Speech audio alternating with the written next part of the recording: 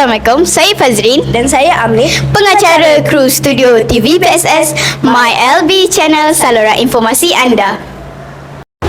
Dalam usaha melahirkan generasi yang cintakan ilmu, SK Binjai telah mengajukan program Jom Baca bersama anak Muslim pada 12 April 2026.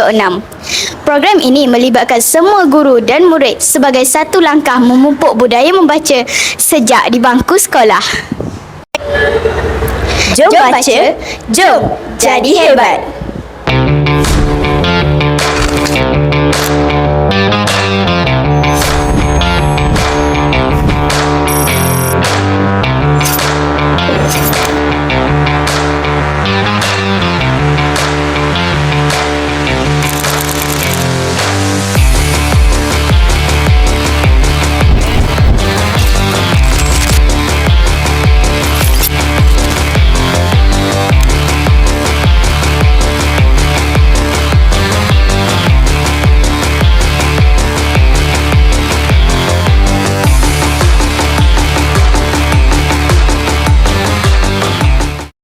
Bersama saya Abang Amirul Hakim. Assalamualaikum Abang. Waalaikumsalam. Boleh Abang perkenalkan diri? Boleh. Nama saya Muhammad Amirul Hakim bin Muhammad. Saya adalah pegawai operasi daripada anak Muslim.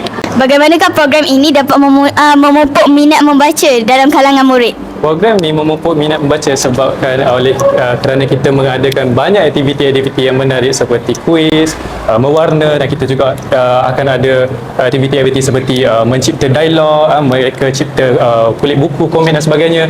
Disebabkan oleh zaman era globalisasi ini, kita dapat perhatikan bahawa kanak-kanak zaman sekarang ni lebih terdedah kepada TikTok, social media dan gadget dan sebagainya.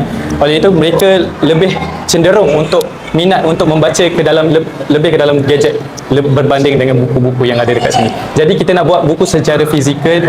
Oleh itu buku yang fizikal tu yang diorang dapatkan itu lebih menarik perhatian mereka, dan malah buku-buku tersebut kita pun jadikan ia sebagai komik yang ada animasi, yang ada dialog yang lebih menarik, dan motivasi-motivasi hadis dan sebagainya.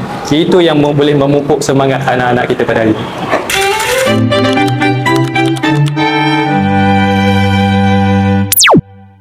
Sekian sahaja liputan kami pada hari ini.